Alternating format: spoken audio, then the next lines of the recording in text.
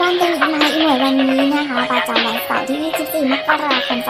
2569 นะคะจัดให้ชุดใหญ่ไฟกระพริบเลยนะคะ5คู่ใหญ่ด้วยกันเลยนะคะพี่ๆค่ะคู่แรกได้แก่แมนเชสเตอร์ซิตี้นะคะเจอกับวูฟแฮมป์ตันนะคะทุกคนค่ะคู่นี้นะคะทุกคนให้ไปต่อแมนซีนะคะให้เลือดแน่นอนค่ะพี่ๆค่ะที่สองนะคะทุกคนค่ะฟูลแลมเจอกับไบรตันนะคะให้หมอกไปที่ฟูลแลมไปจะดีกว่านะคะส่วนคู่ที่สามเป็นคู่บอลมัดเจอกับลิเวอร์พูลนะคะให้ไปต่อที่ลิเวอร์พูลนะคะบูสะใจแน่นอนค่ะทุกคนส่วนคู่ที่สี่ได้แก่คู่บาเยิร์นมิวนิกนะคะเจอกับอัลบวกนะคะทุกคนค่ะให้ไปต่อที่บาเยิร์นเพื่อนโอราแน่นอนนะคะทุกคนค่ะยิงเต็ม